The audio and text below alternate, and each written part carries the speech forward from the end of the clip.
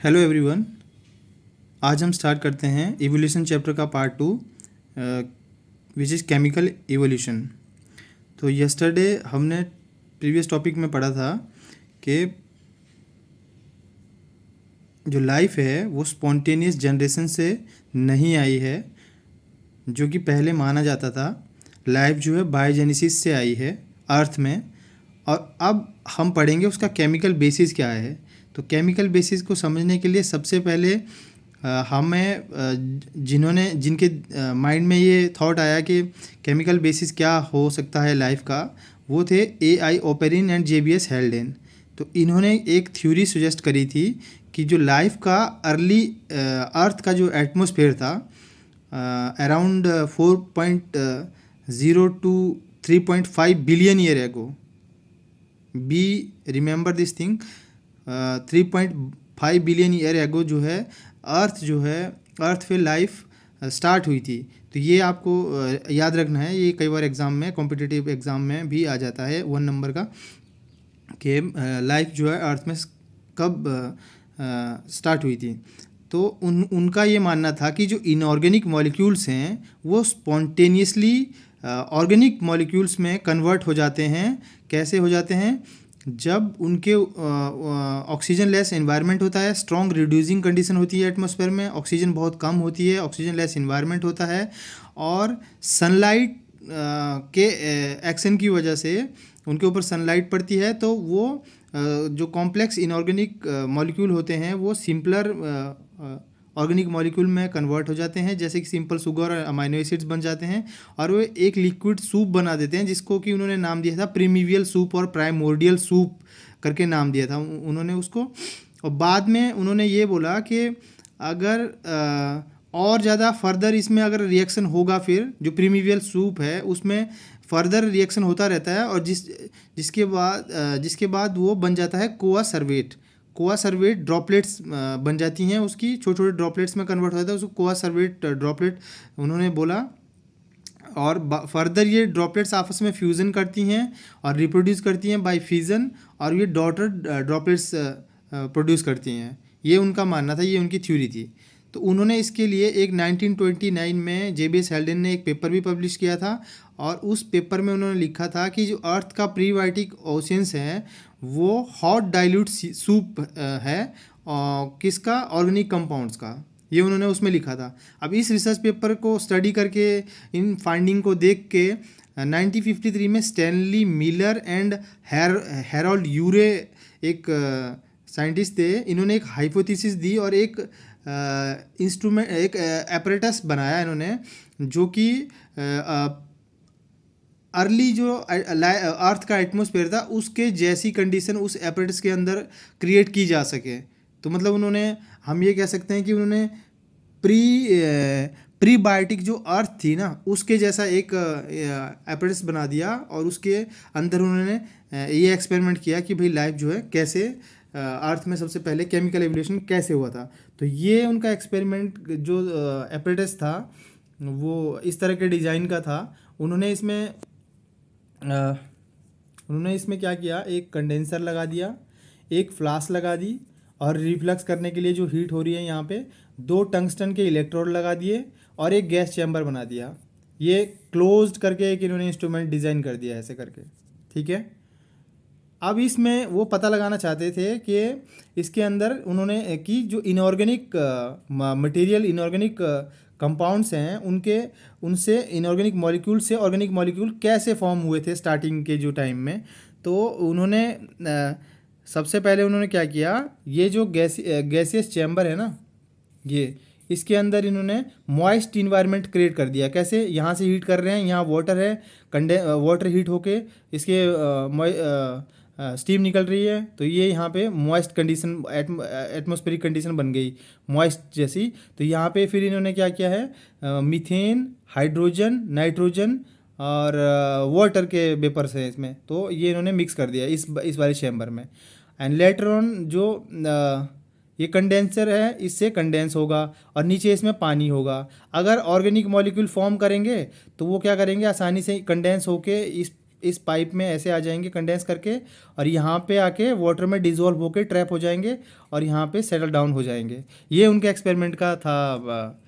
पूरा रिफ्लक्स होके जो है आ जाएंगे, यहाँ ट्रैप हो जाएंगे फ्लास्क के अंदर। ये उनके एक्सपेरिमेंट का पूरा सेटअप था। तो उन्होंने ये क्वेश्चन भी कॉम्पिटिटिव एग्ज़ाम में आता है कि मीथेन कौन सी गैसेज जो थी यूज़ करी थी उन्होंने, स्टेनली मिलर ने और यूरे ने कौन से गैसेज यूज़ करी थी। तो आपको रिमेंबर रखना है ये माइंड में, मीथेन, हाइड्रोजन, अमोनिया, ये उन्होंने इंट्रोड्यूस करी थी इन्वायरमेंट वाटर कंटेनिंग फ्लास्क में to stimulate primitive lightning discharges. Miller supplied the system with electrical current. तो जो मैंने जैसे कहा था कि जैसा ओपरेन एंड हेल्डन ने कहा था कि सनलाइट से रिएक्शन हुआ था अर्ली अर्थ के टाइम में, तो यहाँ पे इन्होंने वही सनलाइट की जगह पे जो है इलेक्ट्रिकल, जो टंगस्टन के 2 इलेक्ट्रोड है ना, इलेक्ट्रिकल डिस्चार्ज के लिए ये लगा दिए ताकि वहाँ पे रिएक्शन को जो है स्टिमुलेट किया जा सके। तो कुछ दिनों के बाद जब इन्होंने रिएक्शन करने के लिए उसको छोड़ दिया, उसके बाद इन्होंने जब ऑब्जर्व किया तो उनको मिला वहाँ पे ऑर्गेनिक कंपाउंड्स मिले, और दिस कंपाउंड आर, वो क्या थे, अमाइनो एसिड्स थे, essential building blocks of proteins. तो आपको पता ही होगा कि अमाइनो एसिड जो है building blocks of the proteins होते हैं, अमाइनो एसिड से ही प्रोटीन्स बनते हैं। तो उनको वहाँ पे अमाइनो एसिड्स मिले जो कि प्रोटीन्स के बिल्डिंग ब्लॉक होते हैं। तो इन्होंने इनको फर्दर आगे इन्वेस्टिगेट किया, तो उन्होंने क्रोमेटोग्राफिक एनालिसिस करी। क्रोमेटोग्राफी टेक्नोलॉजी को हम लेटर ऑन पढ़ेंगे। तो ये इन्होंने क्रोमेटोग्राफी एक टेक्निक होती है जिससे कि मॉलिक्यूल को सेपरेट कर सकते हैं on the basis of their molecular weight, है ना। तो उन्होंने उसके बेसिस पे इसको सेपरेट करने के बाद में चेक किया कि ये कौन से अमाइनो एसिड हैं। तो पता चला कि ये glycine, alanine, aspartic acid, glutamic acid and beta alanine करके अमाइनो एसिड्स हैं। एंड हाइड्रोक्सी एसिड्स भी मिले इनको, ऑर्गेनिक कंपाउंड, यूरिया मिला, लैक्टिक एसिड मिला, ग्लाइकोलिक एसिड मिला, सक्सिनिक एसिड मिला एंड प्रोपियोनिक एसिड भी इनको इस एक्सपेरिमेंट को करने के बाद में मिला। तो ये एक्सपेरिमेंट से उनको ये प्रूफ हो गया कि बायोलॉजिकल जो मॉलिक्यूल है, some biological molecule such as simple amino acid could have arisen abiotically. मतलब कुछ जो बायोलॉजिकल मॉलिक्यूल्स हैं वो अबायोटिकली जो है कुछ तो अबायोटिकली प्रोड्यूस होते हैं। अभी आपने देखा इसमें से अमाइनो एसिड्स बन गए, तो इसमें तो बायोलॉजिकल थिंग्स का यूज़ ही नहीं हुआ ना, अबायोटिकली ही प्रोड्यूस हो गए ये, दैट नॉन बायोलॉजिकल प्रोसेस से प्रोड्यूस हो गए under the condition thought to be similar to those of the early earth के टाइम में जैसी कंडीशन थी, ऐसी कंडीशन अगर मिल जाए तो वो प्रोड्यूस हो जाते हैं। अब ये हो गए सिंपल ऑर्गेनिक मॉलिक्यूल्स की बात। अब हम कॉम्प्लेक्स बायोलॉजिकल मॉलिक्यूल के बारे में स्टडी करते हैं आगे चल के। तो कॉम्प्लेक्स बायोलॉजिकल मॉलिक्यूल्स में बनेंगे सिंपल बायोलॉजिकल मॉलिक्यूल से, मींस सिंपल ऑर्गेनिक मॉलिक्यूल्स के जब पॉलीमराइजेशन होगी, चेन्स बनेंगे आपस में एक दूसरे के साथ, वो जुड़ेंगे, चेन्स बनाएंगे, कंडेंसेशन होगा, उनके मोनोमर जुड़ के पॉलीमर बनाएंगे। तो जब वो पेप्टाइड्स आपस में जुड़ेंगे तो पॉलीपेप्टाइड्स बन जाएंगे, और सेकेराइड्स आपस में जुड़ेंगे तो पॉलीसेकेराइड्स बनेंगे। पेप्टाइड्स मतलब प्रोटीन, बहुत सारे अमाइनो एसिड आपस में जुड़ के पॉलीपेप्टाइड्स चेन्स बना देंगे, और जो सेकेराइड्स हैं, सेकेरिन्स हैं, जो शुगर्स हैं, वो आपस में जुड़ के पॉलीसेकेराइड्स की चेन बना देंगी, शुगर्स की चेन बना देंगी, दैट वो आपका कॉम्प्लेक्स ऑर्गेनिक मॉलिक्यूल्स में कन्वर्ट हो जाएगा। तो इसके लिए इन्होंने एक एग्जांपल दिया था, जैसे कि न्यूक्लिक एसिड बेसिस जो हैं वो प्रीबायोटिक कंडीशन अगर उनको दी जाए, तो जैसे एग्जांपल में इन्होंने एडेनिन दिया है, तो एडेनिन का कंडेंसेशन, ये इनका मानना था कि एडेनिन जो है HCN का कंडेंसेशन होने के बाद बना है ये, प्लस साथ में जो प्रीबायोटिक जो एटमॉस्फेयर था वो था, और HCN था, और जो रिएक्शन जो और कैटलिस्ट था NH3 मीन्स अमोनिया कैटलिस्ट था। वैसे ही शुगर मॉलिक्यूल जो हैं वो सिंथेसाइज हुए हैं पॉलीमराइजेशन ऑफ फॉर्मेल्डिहाइड, और इसको इनके रिएक्शन को कैटलाइज किया था डाइवेलेंट कैटाइंस ने, एल्यूमिना और क्ले ने। So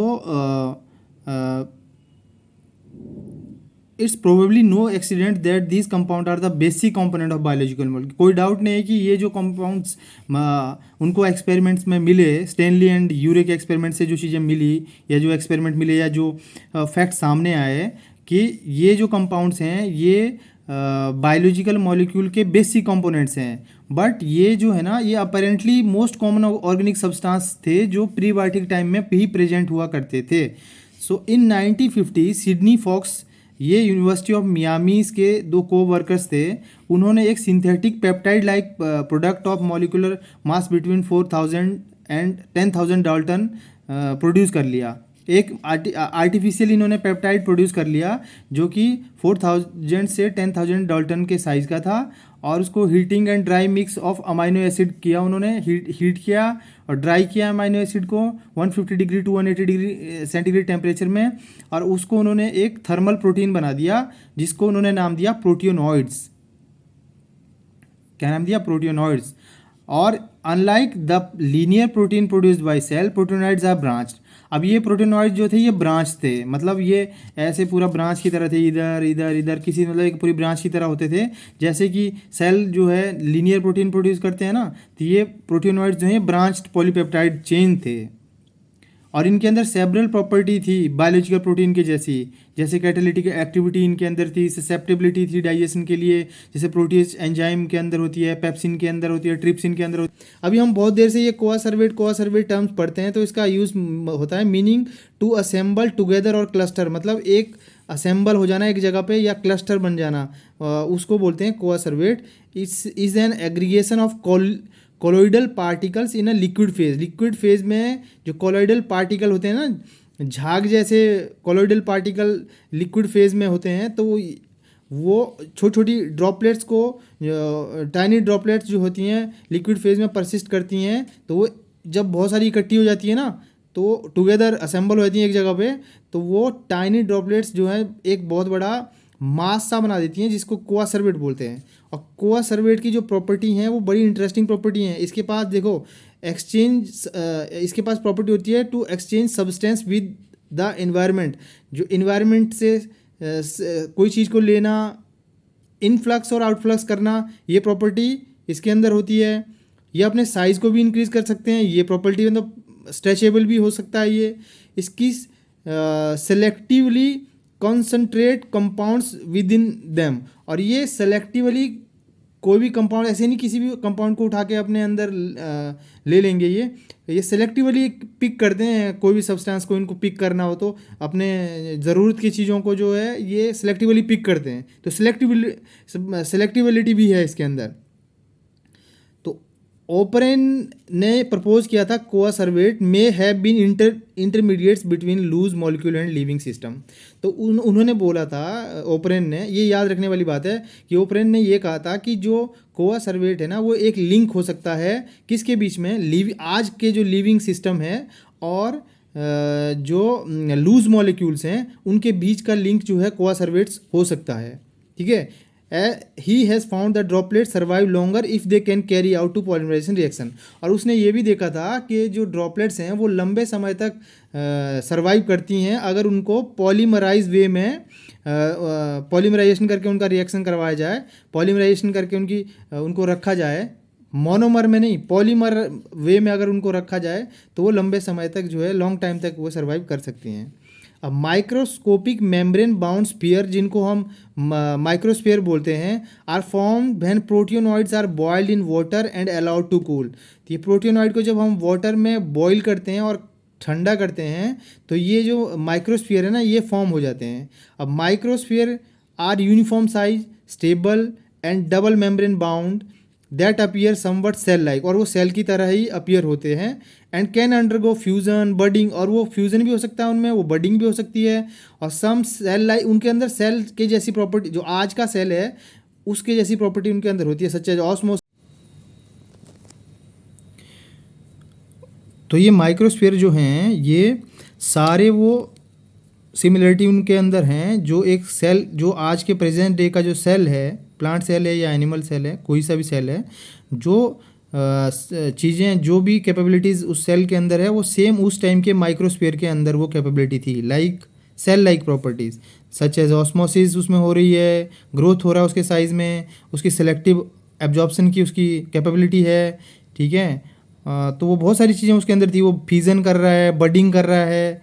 the spontaneous self assembly of macromolecule into coacervates and microsphere indicates that the occurrence of similar structure under primitive condition would probably give rise to more organized membrane bound structure containing molecules और protocells।